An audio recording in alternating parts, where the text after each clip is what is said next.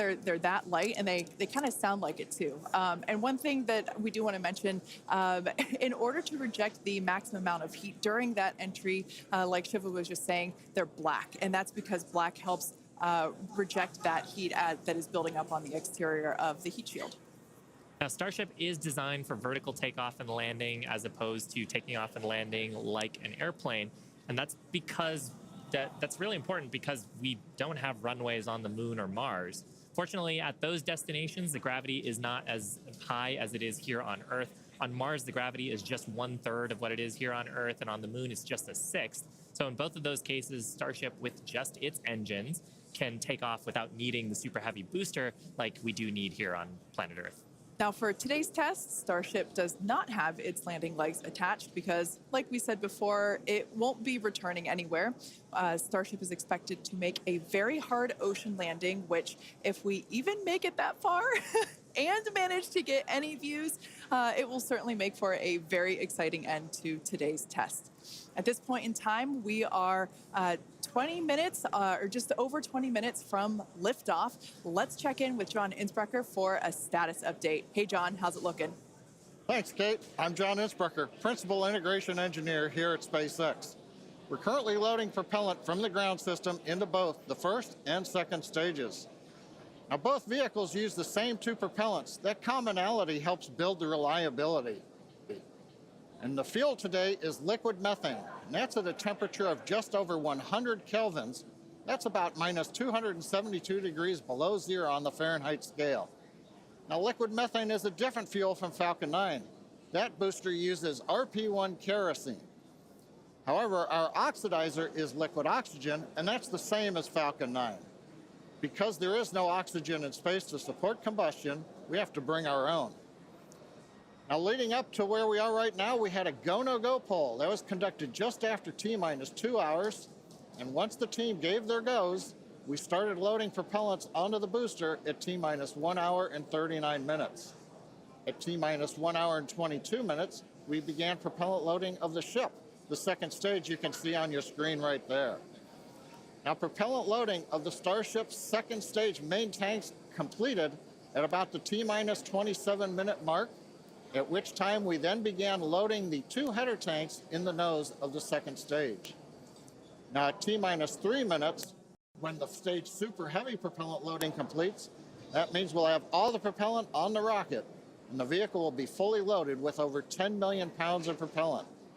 Now, right now, at T-minus 19 minutes and counting from liftoff, the weather and winds are looking good. We have been watching the ground level winds. They're at 18 miles an hour. As the morning continues, they will increase, but that is below our limits right now. We're also looking at upper altitude winds. We're waiting for one more balloon, but we believe that we're going to be go. On the launch vehicle itself, the teams, the good news, they're not working any issues right now. For some reason, we do not make our test flight today if we have to hold. We have a backup launch window. Not sure when it would be. It could be 24 or 48 hours after today. It'll depend on how far we get into the countdown. But right now, heading for a T0 at 8:28 Central, 13:28 Universal Time. Kate, everything is looking good. Awesome news.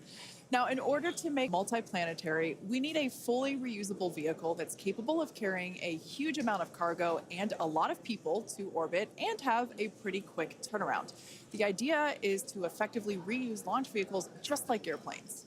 Yeah, imagine if you had to wait for a new airplane to be constructed every time you wanted to fly. You'd rarely go anywhere, and for most of us, it would be completely unaffordable. In order for us to get to Mars and back with lots of people, lots of cargo, multiple times, usability really is a must. In advance of our first missions to Mars, Starship will execute a number of missions with both cargo and people, starting with Earth orbit and eventually expanding to the Moon and beyond. Now, in the near term and a bit closer to home, Starship will also be critical to other programs. Once fully operational, it'll deliver the full-size and upgraded version of our Starlink satellites, and that's super exciting because our next-generation satellites represent a step forward in Starlink's capabilities and will allow us to connect millions of more people around the world with high-speed internet to watch launch webcasts. Such an exciting ahead of us, but first, Let's talk a little about how we got to where we are today. Testing ramped up in July of 2019 with our Starhopper prototype, sort of a short Starship that we see today. There's a great photo of it. It was just over 18 meters tall. It had a single Raptor engine, and we had it to test fly and perform low-level altitude maneuvers and attempt landing. The initial test flight, or hop, reached about 20 meters in altitude. That was followed by the one that you've got on your screen here. This was our 150-meter altitude hop. We went up, took a little jaunt away, about 100 meters or so away from the launch pad, used that Raptor engine to fly and actually land. And actually, this hopper is actually down at Starbase now. Yeah, I love this shot. It's just so fun to see it fly. After a series of 150-meter hop tests with types, the Starship program saw a major breakthrough during a test flight of the vehicle known as number 8, or SN8. You can see it there on your screen now. In December 2020, SN8 demonstrated a first-of-its-kind controlled aerodynamic descent and landing flip maneuver. 2 words, belly flop. The SN8 prototype to an altitude of 12.5 kilometers or 7.8 miles and conducted a maneuver, which you see there, during its descent. While it didn't stick the landing, the test was a major milestone in the development of Starship. In fact, we should be able to see that unfortunately failed landing. Boom. It was fun to watch, though. Rapid unscheduled disassembly, but learned a lot of data. Now, the testing continued on to prototype serial number 9. It took a 10-kilometer flight. That's about 6.2 miles up in February of 2021. We had a nominal ascent. We executed cutoffs once we got to the top of the altitude window. We did that belly flop maneuver, which is so much more fun than controlled descent, aerodynamic maneuver. That was all stable, but unfortunately, we had a dramatic end on this flight as well. We had a failure on one of the engines that in another pretty large fireball. But what was really cool about both of those flights was how much we learned just between serial numbers 8 and 9 and how quickly we were able to achieve our primary objectives in those 2 flights. In addition to that, we got so much data control of the vehicle in that subsonic regime.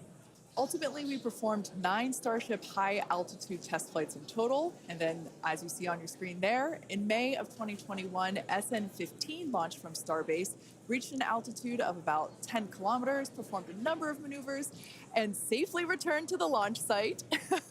This was the first Starship prototype to fly, control its descent, safely land, and be recovered in one piece. And people were cheering like crazy after that test flight. Now, having achieved those successes in our suborbital campaign, one of the next big challenges is for the upper stage when it comes to reusability and surviving the hypersonic, really high heating phase of entry. Combined with the later ability to refill Starship's tank with propellants, the fuel and oxygen, while we're on orbit, that will enable us to have a fully reusable transportation system that's designed to carry both crew and cargo on long-duration missions, interplanetary flights, and will help humanity get to the moon, travel to Mars, and beyond in our solar system. This is all just basically our path of progress, basically an iteration on each vehicle. And that iterative process is a core part of how we work here at SpaceX. We like to test early and often, publicly as well in our case, and that's both for hardware and software. And while it doesn't always go as expected, we learn so much from it, and it informs our next attempt. Yeah, we learn a lot from actually putting the vehicle through flight-like tests. Even the test on Monday gave us an opportunity to learn more about the vehicle into today's launch attempt, and so far things are looking really good. Now, we are continuing into our countdown. We're about T-minus 12 minutes to go. I think it's a perfect time for another check-in with John Insparker. How's it going, John? Well, Shiva, the good news is that the nets are quiet. The teams are currently working. No significant launch vehicle issues. You can see the T clock there on your screen, T-minus 12 minutes, 10 seconds, and counting. Propellant loading is continuing on both the Super Heavy and the ship stages. You can see the graphic on the left-hand side of the screen. Most recently, we began loading liquid oxygen and liquid methane fuel into the header tanks on Starship. Those are 2 small tanks just underneath the nose of the second stage. Now that started at T minus 27 minutes. That'll be wrapping up at about that will be wrapping up about T minus 9 minutes. Now the Starship second stage main fuel and LOX tanks are loaded for flight right now. The super heavy first stage booster propellant loading is continuing, and that'll go till about T minus 3 minutes. We're underway with engine chill as we get ready for T0, and we're also configuring the launch pad for liftoff. The booster hold downs have been unlatched. They'll be ready to retract at liftoff, and the second stage quick disconnect is beginning its configuration for release. The methane and liquid oxygen propellants currently going to the second stage go through that quick disconnect. That's that arm that reaches out from the tower to the base of the second stage. The SpaceX team continues to check in with the Coast Guard. Good news is we've not heard any reports of boats in the safety perimeter as the launch vehicle heads out over the Gulf of Mexico. So right now, T minus 10 minutes, 40 seconds and counting. Everything continues to go well for an on-time launch. Now, today's test flight is taking place out of our Starbase facility in South Texas, and that test site has gone through a huge amount of development over the last couple of years. One thing I want to point out, this is a great view from our drone. Not only can we see the pad, but in the fog, kind of in the distance, in the background and to the left of the pad, you can actually see our production facility, which is the other part of Starbase in addition to the launch pad. Of course, as part of rapidly iterating with our test program, we're also rapidly iterating on our production system to produce Starships and Super Heavies. Last year, the Starbase team produced 4 Starship Super Heavy boosters and 5 Starships, along with their 200th Raptor 2 engine, and they're only scaling up from there, Kate. Yeah, it's incredible to think that for 2023, production has 5 boosters and 8 Starships going. So it's incredible. And it's important to have that system fill in basically the manufacturing line so that we have product ready to go as soon as we're done with this test. Yeah, exactly. And ultimately, I mean, we talked about how Starship is an order of magnitude more payload to orbit. But if you're going to go set up a base on the moon or Mars, you're going to need thousands of metric tons of propellants. And so you're going to need a fleet of vehicles that's capable of doing that. Yeah, one thing to note, Starbase directly employs more than 1,800 employees. It's the largest employer in the area, in fact. And we're very thankful to Cameron County for being so supportive. This is a view from the Cameron County Amphitheater. And there's a crowd there, and you could tell by the energy here in Hawthorne as well that everyone's getting really exciting. I feel my own heart rate going up and up. I know. It must be really, really exciting to go see this. And I mean, just the sheer amount of power on Starship, you're going to feel it down there when this thing lifts off from the pad. We've actually got a great shot here of the natural surroundings around the pad. Oddly enough, most of the pads end up being around sort of wild locations like this. But coming up on T minus 8 minutes, I think it's another good time for check-in with John. Thank you, Shiva. T minus just over 8 minutes to the first test flight of Starship. Currently, we are pressurizing second stage. We are also closing out liquid oxygen and fuel header loads on the second stage. We're also getting ready for propellant load tank pressurization on the first stage. In fact, we are just now closing out header tank load on the second stage. Now with the header tanks loaded and closed out, that means we're down to just the first stage to finish loading. That'll finish about T minus 3 minutes. And at that point, when both stages are loaded, we will have the 10 million pounds of liquid propellant on board. Now in the next few minutes, the guidance system will begin its final alignment for flight during a quiet period when the rocket's not doing anything. The automated flight termination system will be armed, and a final TVC checkout will be performed. Those are the engine wiggles, and hopefully we'll be able to see that with the cameras underneath the vehicle and maybe even the second stage engines. And there's a view looking underneath the super heavy first stage with the 33 Raptor engines. Now, a reminder as we continue counting down, if we do need to hold, the point where we hold the clock would be at T-minus 40 seconds. We can pause there. Typically in the past, if we need a little bit more time to finish final checkouts or do some pressurization of the onboard storage tanks, that's where we would hold. But currently, we're not hearing a need to hold, so at 6 minutes, 27 seconds, everything looks good. And of course, Kate Shiva, as we get close, we're going to get into the engine ignition sequence of 33 Raptors, and that's going to be something new for everybody. I cannot wait for that moment. So for those of you that are familiar with how we launch Falcon 9 rockets, you probably know that we light all 9 of those first stage Merlin 1D engines all at once. It's pretty different than what we do, or what we're attempting to do today. We're actually going to be igniting those 33 engines in banks or clusters, and that sequence starts at T-minus 6 seconds. Yeah, and the ignition sequence is a little bit different, both in terms of the timing and also the ignition method. So on Falcon 9, we use a chemical called T-tab. It's a pyrophoric material, so that means when you mix the two together, it produces a flame that kicks off that green characteristic spark on Falcon 9 missions. But actually on Starship, we use electrical ignition systems. Many of those are integrated on the ground system here. And the electrical ignition, we start lighting the banks at T-minus 6 seconds, and then over the next 4 seconds, the 3 sets of banks will ignite and eventually bring the booster up to a thrust to weight greater than 1 and hopefully ascent. Super exciting.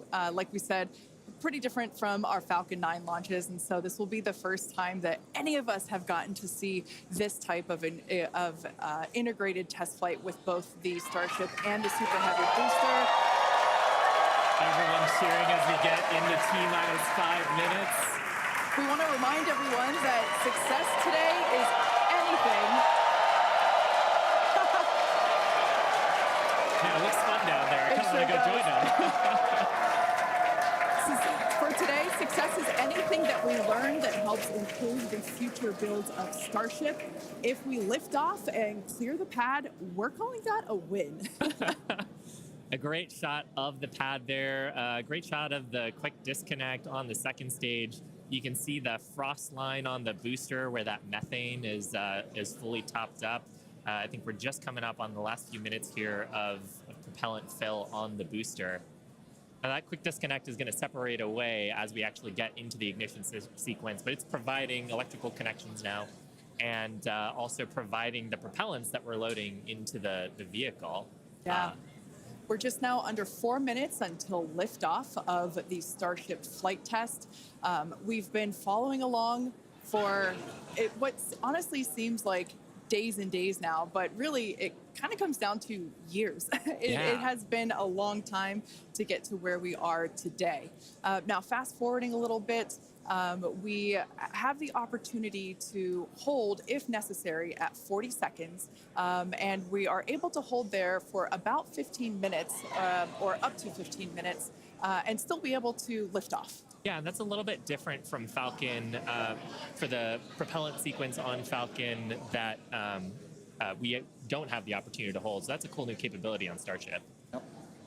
Right now, T-minus 3 minutes, 10 seconds and counting. We got some great views from the drone. It's nice that the fog is slowly lifting. We get some of the blue skies, hopefully good views. What we're waiting for right now is closeout, propellant loading on the first stage. That should be wrapping up here shortly. In fact, it looks like fuel fill and drain valves are coming closed. That means first stage is fully loaded, second stage fully loaded, and that 10 million pounds of propellant on board the Starship launch vehicle. I want to take a quick moment to say that the crowd energy here is electric. I feel like it's Falcon Heavy test demo all over again. And hopefully you'll hear us as we get into the plus count. But right now, next activity is coming up. The flight termination system arms at T-minus 2 minutes. Thrust vector control checkouts at T-minus 2 minutes. And then after that, major activity will be the T-minus 40-second gate. There's a view looking up at the 33 Raptor engines. There are 20 engines in a circle on the outside, and as Shiva said earlier, 13 engines on the center. Those are the ones that gimbal and steer the vehicle.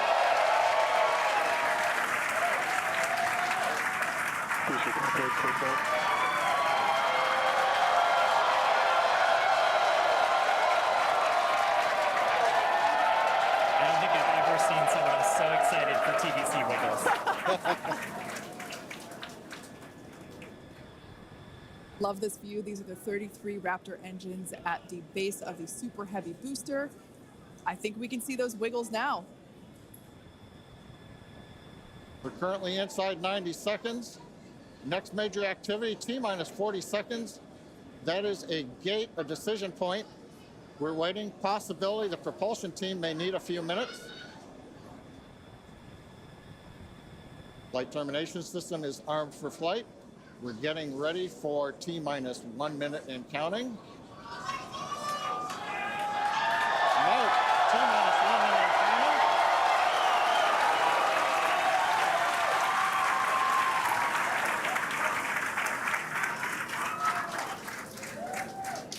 Next, we'll see as we get past T-minus 40 seconds for final checks of the vehicle.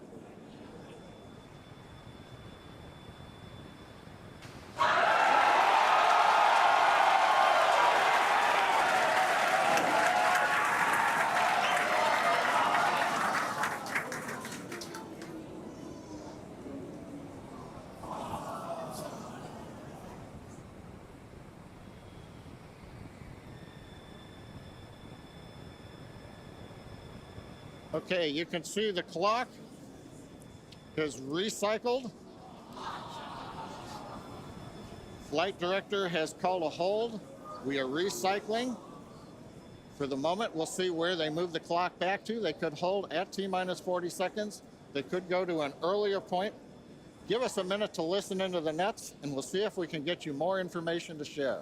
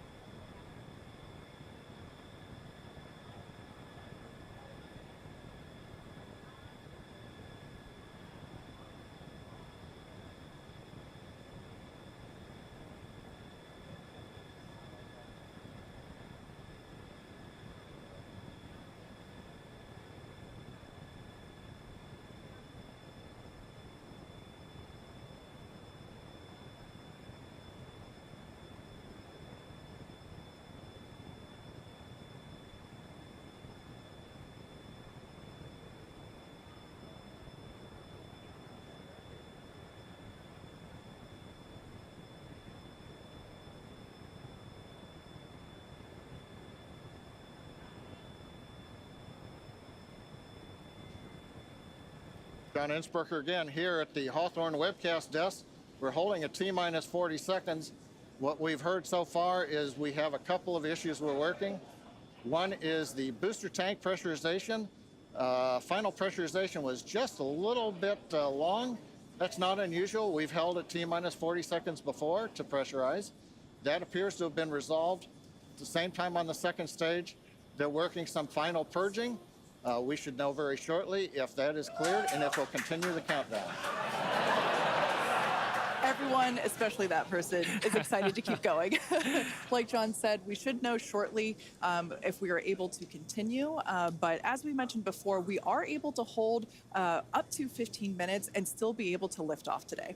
Yeah, on Falcon 9, it's a little bit different. Once we start propellant loading, we pretty much have to go at the targeted time. Otherwise, the propellants can warm up and we may not have the performance for that particular mission profile. It's a little bit different on Starship. Folks, if I can interrupt. Yeah. It looks like they're clearing all the flags, and we're going to release at T minus 40 seconds. That is amazing news. Amazing. Team working quickly through the issues on first and second stages. And I'm sure all of the rehearsals and simulations that they've been doing have prepared them to evaluate this data quickly to try to get us in for today's launch attempt. For those of you just joining, we have a brief hold at the T minus 40 second mark.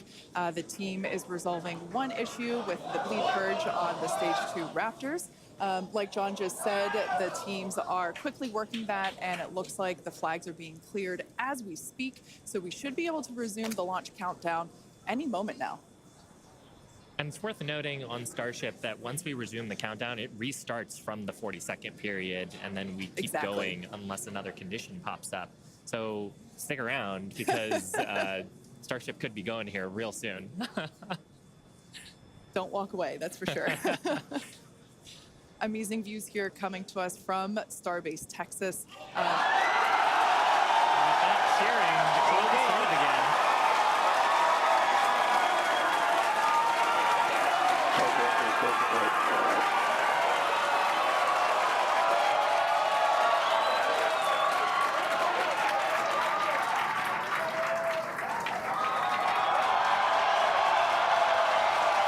T-minus 15 seconds. 10, 9, 8, 7, 6, 5, 3,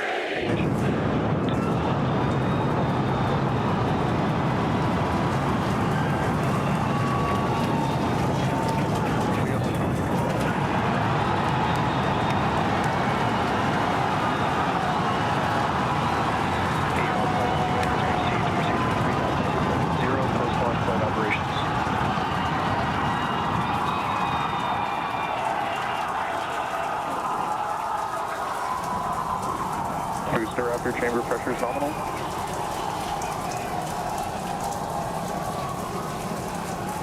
T+33 seconds into the test flight of the inaugural Starship vehicle. Tower cleared, we're into pitch over. Propulsion reports first stage engines nominal. What a sight from the ground cameras at Starbase. We're flying at twice the thrust of the Saturn V heading to space. Acquisition of signal, Corpus Christi. We're throttled down and throttled back up. Going through the period of maximum aerodynamic pressure.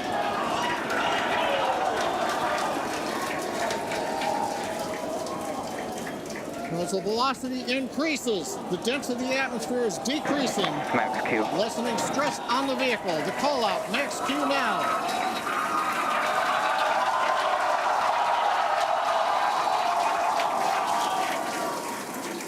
Continuing to watch the first stage as we head down range.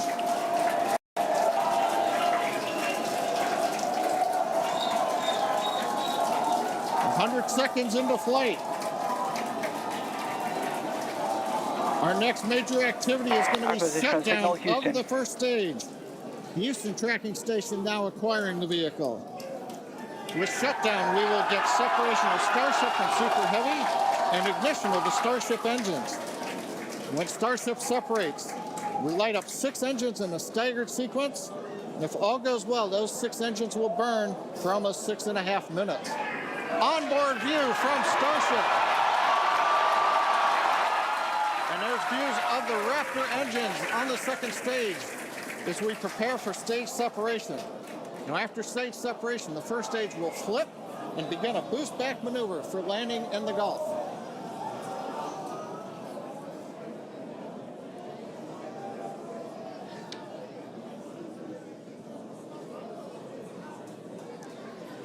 Continuing to fly, 2 minutes 40 seconds. Let's get ready for main engine cutoff. Booster engine cutoff. Beginning the flip for stage separation.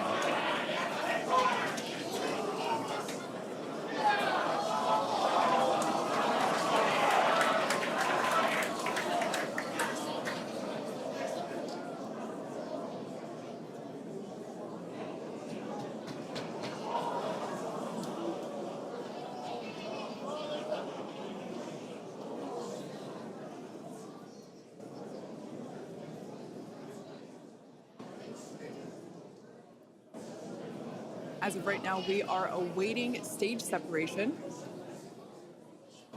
where Starship should separate from the Super Heavy booster. Yeah, Kate, right now it looks like we saw the start of the flip, but obviously we're seeing from the ground cameras the entire Starship stack continuing to rotate. We should have had separation by now. Obviously, this is does not appear to be a nominal situation. Yeah, it does appear to be spinning, but I do want to remind everyone that everything after clearing the tower was icing on the cake.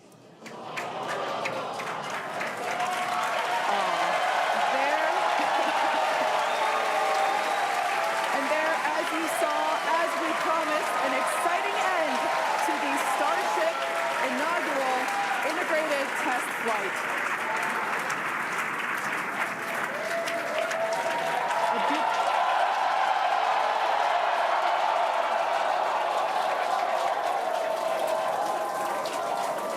Everyone here absolutely pumped to clear the pad and make it this far into the test flight, the first integrated flight of the booster and the Starship vehicle.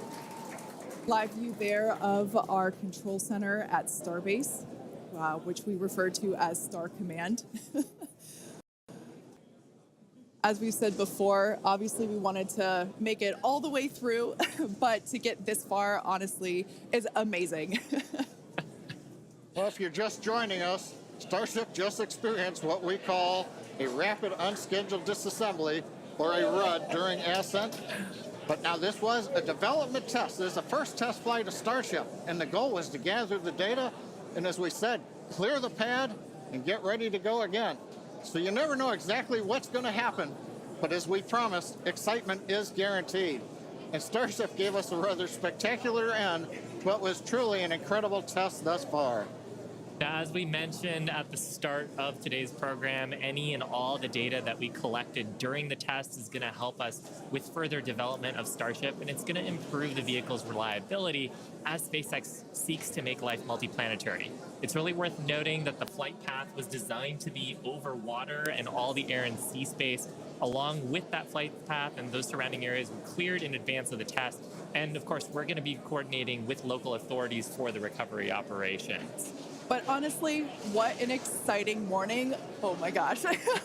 We had a successful liftoff from Starbase, Texas at 8:28 a.m. Central Time. We cleared the tower, which honestly was our only hope.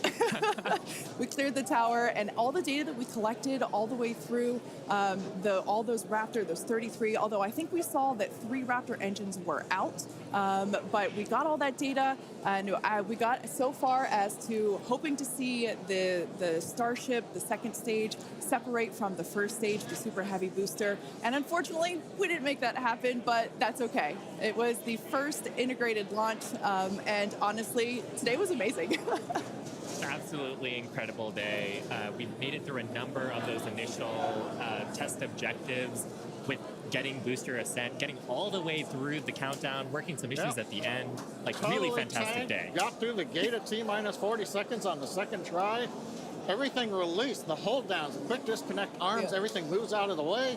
And then we got the vehicle off of the pad, through max Q, all the way up to stage separation, even starting into the prep for stage sep. And then, as we say, a lot of excitement. Yep. Honestly, my face has had a smile on it since liftoff, and now my face hurts. Now, since we don't have any insights on the cause of our rapid unscheduled disassembly at this point, we're going to end our webcast here. Teams will continue to review the data and work toward our next flight test. But before we go, a big congrats to the entire SpaceX team on an exciting first integrated flight test of Starship. And of course, a shout out to our viewers. We appreciate you joining us. And as always, we thank you for your interest in Starship, SpaceX, and your ongoing support. Till next time.